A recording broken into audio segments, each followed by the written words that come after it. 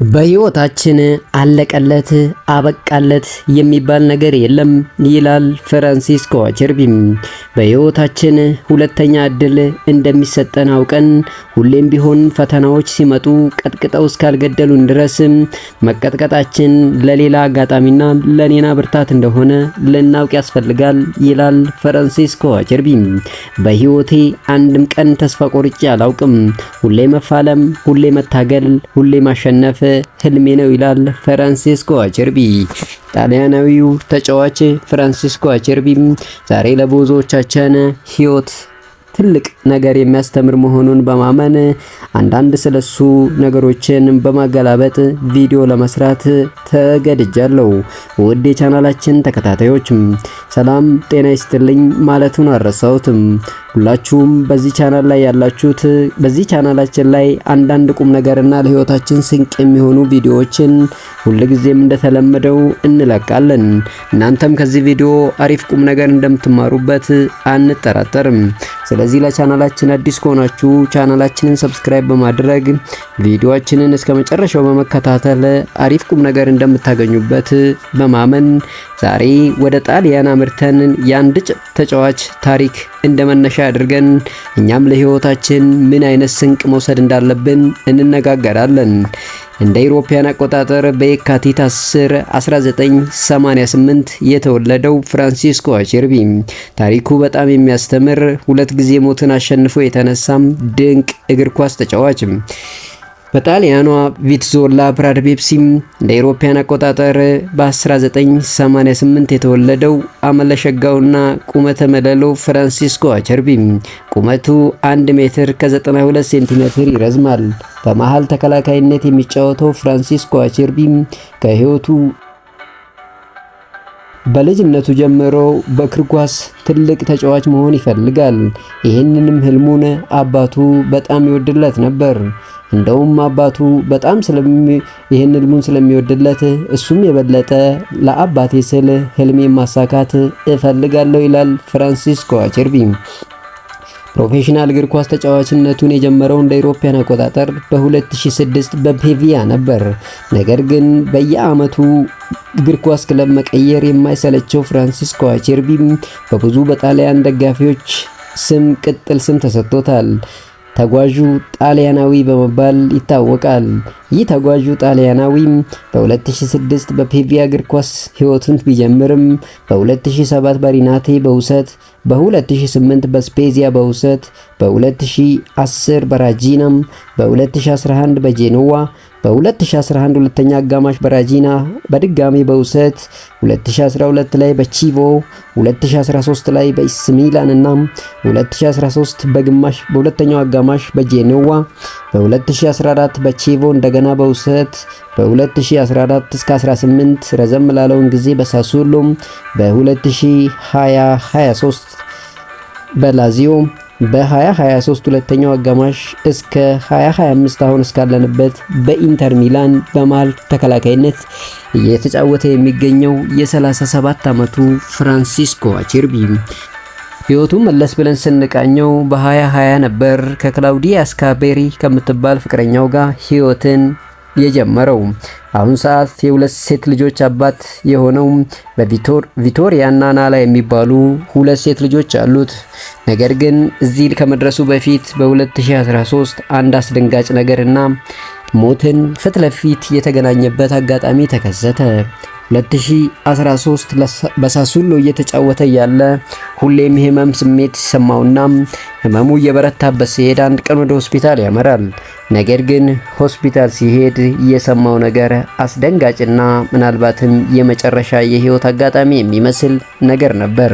የቴስቲኩለር ካንሰር ወይም ደግሞ የዘር ፍሬ ካንሰር ተጠቂ እንደሆነና በፍጥነት ኬሞቴራፒ የማይጀምር ከሆነም ሜታስታቲክ ሆኖ ወደ ሰውነቱ በመሰራጨት ሊገለው እንደሚችለው በዶክተሮች ይነገረዋል። እሱም በፍጥነት ያንን ኬሞቴራፒ ይጀምራል።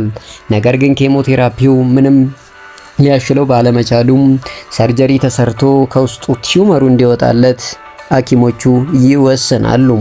በ2013 ሰርጀሪ በመስራት ቲዩመሩን በማስወገድ ከዛ ከቴስቲኩለር ካንሰር ይድናል። ነገር ግን በዛው ተመልሶ እንደገና በላዚዮ እግር ኳስ ህይወቱን ብሎ እንደገና ለሁለተኛ ጊዜ ይጀምራል። ነገር ግን ብዙም ሳይቆይ እንደገና ያህመም ይሰማውና አሁንም ሄዶ ቼክ ሲደረግ ለሁለተኛ ጊዜ ካንሰር ወይም ደግሞ ቴስቲኩለር ካንሰር ተጠቂ እንደሆነ ይነገረዋል። በዚህን ጊዜ ህይወት ተስፋ አስቆረጠችኝ ይላል ፍራንሲስኮ አቸርቢ። ተስፋ ቆርጦ የማያውቀው ጀግናው የእግር ኳስ ሰራዊት አሁን ላይ ተስፋ መቁረጥ ጀመረም። በዚህም የተነሳ ሱስ ውስጥ ራሱን በመስፈቅ ራሱን በመጥላት በሱስ ውስጥ እንደገና መዋዠቅ ይጀምራል።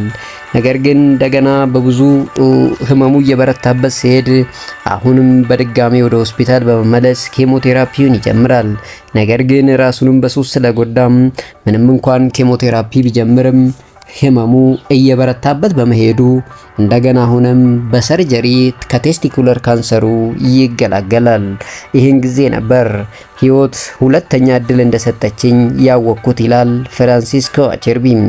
በአንድ ወቅት ለጋዜጣ ዴሎ ስፖርት በሰጠው መግለጫም ህይወት ሁለተኛ እድል ልትሰጥ ትችላለች፣ ሁለተኛ እድሉን ግን ፐርፐሲቭ በሆነ ወይም ደግሞ አላማ በተሞላ ልትኖርና ልታጣጥመው ያስፈልጋል። ብዙ ሰዎች እንዲህ ስል ምናልባት ሊቃወሙ ይችላሉ። ህመም መልካም ነው፣ ለኔ ትልቅ እድልና ትልቅ ትምህርት ቤት ሆኖኛል፣ ህይወቴንም በአዲስ እንድኖር ረድቶኛል፣ መታመሜን ወድደዋለሁ ይላል። ምንም እንኳን መታመም መልካም ባይሆንም ነገር ግን ለኔ መልካም ራሴን እንዳይና ህይወት የምሰጠኝን ሁለተኛ እድል በአግባቡ እንድጠቀም ረድቶኛል ይላል ፍራንሲስኮ አቸርቢ። ሁላችሁም እንደምታስታውሱት ኢንተር ሚላን ለፍጻሜ ለማለፍ ከባርሴሎና ጋር እየተጫወተ ባለበት ሰዓት ሁለት ለባዶ ገና በጊዜ እየመራ ነበር። ነገር ግን ባርሴሎና ከኋላ በመነሳት ሁለት ጎል አስገብቶ 2-2 ይሆናል። ብዙ የኢንተር ሚላን ተጫዋቾች እንዲሁም ደጋፊዎች በጣም ተበሳጩ፣ ተስፋም ቆረጡ። ይህ ብቻ አይደለም፣ ባርሴሎና ሬሞንታዳ ሰራ። 2-3 ጨዋታው ቀጠለ። ደቂቃውም እያለቀ ነው። ኦልሞስት ባለቀ ደቂቃ በ90ኛው ደቂቃ ላይ ፍራንሲስኮ አቸርቢ አንድ ነገር ሰራው ይላል። አጥቂያችን እግሩ እንደዛለ ተመለከትኩ። እኔ ምንም እንኳን የመሃል ተከላካይ ብሆን እንደ አጥቂ መጫወት ፈለግኩኝ ይላል ፍራንሲስኮ አቸርቢ። ሁሌም እስከ መጨረሻው ደቂቃ ድረስ መፋለም የማይሰለቸው ፍራንሲስኮ አቸርቢ ገና ባለቀ ደቂቃ ላይ ጎል በማስገባት ባርሴሎናን እንደገና ወደ ኋላ በመመለስ ጨዋታው 3-3 በመሆን ተጠናቀቀ። በዚህም የተነሳ ተጨማሪ 30 ደቂቃ ተጨመረ። ኢንተር ሚላንም አራተኛ ጎል አስገብቶ 4-3 በማሸነፍ ለፍጻሜ አለፈ። ባርሴሎናዎች አንገት ደፉ። ጣሊያናዎች በጣም በደስታ ሲቦርቁ ከረሙ። ምንም እንኳን በፍጻሜው በፒኤስጂ 5-2 ተሸንፈው ሁለት ጆሮ ዋንጫውን ቢያጡም ፍራንሲስኮ አቸርቢ ባርሴሎናን ጥለው እንዲያልፉ ያደረገው ውለታ መቼም ቢሆን የኢንተር ደጋፊዎች አይረሱትም። ውዴ የቻናላችን ተከታታዮች በህይወታችን ብዙ ፈተናና ብዙ መከራዎች ሊገጥሙን ይችላሉ። ነገር ግን ሁሌም ቢሆን ባህር ዛፍ ከግሩ ቆርፍረህ እስካልነቀልክ ድረስ መቁረጥህን ወደዋለሁ እንደሚለው ባህር ዛፍ ሁሌም ቢሆን ሲቆረጥ በስቶ በርክቶ እንደሚበቅል ሁሉም ፈተናም ትንፋሳችን እስካለ ድረስ የፈለገው ቢበዛብንና ቢጠነክርብን ሊያጠነክረንና ለመልካም አጋጣሚ ነው ብለን መውሰድ እንዳለብን እንማራለን። በህይወታችን ብዙ ውጣ ውረዶች ሊያጋጥሙን ይችላሉ። ነገር ግን እነኛ ውጣ ውረዶችን እንደ መልካም አጋጣሚ ቆጥረን ሁሌም መታገል እንዳለብን እንማራለን። ሁሌም መታገል፣ ሁሌም መታገል፣ ሁሌም መታገል። ውድ ቻናላችን ተከታታዮችም በህይወታችን ብዙ ተስፋ አስቆራጭ ነገሮች ሊገጥሙን ይችላሉ። አበቃልን የሚባል ነገር ግን እንደሌለ ከፍራንሲስኮ አቸርቢ መማር ያስፈልግ ይመስለኛል። በህይወታችን ብዙ ውጣ ውረዶች ይኖራታል። ህይወት በራሷ በውጣ ውረድ የተሞላች ናትና ሁሌም ቢሆን ፈተናዎችን ወደ እድል በመቀየር መልካም አጋጣሚዎችን ናቸው ብሎ በማሰብ ህይወት የምትሰጠንን እድሎች ሁል ጊዜም ቢሆን እንደ መልካም አጋጣሚ በመቁጠር ጠንክረን በመስራትና ለፈተናዎች ሸብረክ የማይል አይምሮና ብቃት ሊኖረን ያስፈልጋል እላለሁ። የዛሬው ታሪኬን በዚህ ጨርሳለሁ። ከታሪካችን አሪፍ ቁም ነገር እንደተማራችሁ አልጠራጠርም። ስለዚህ አሁንም ቻናላችንን አዲስ ሆናችሁ የተቀላቀላችሁ ከሆናችሁ ቻናላችንን ሰብስክራይብ በማድረግ እንድታበረታቱን በታላቅ አክብሮትና ትህትና እንጠይቃለን። ቪዲዮአችንን ከወደዳችሁት ላይክ በማድረግ ለወዳጅ ጓደኞቹም ሼር በማድረግ አሪፍ ቁም ነገር እንዲማሩበትና ሁሌም ቢሆን የሚመጣው ፈተና ሁሉ አንገታችንን ቆርጦ እስትንፋሳችንን እስካላስቆመን ድረስ ለበጎ ነው ብለን ሁሌም በትጋትና በጥንካሬ ወደፊት እንድንገሰግስ እመክራችኋለሁ። ታሪኬን በዚህ ያበቃው። መልካም ሰላም ሁኑልኝ።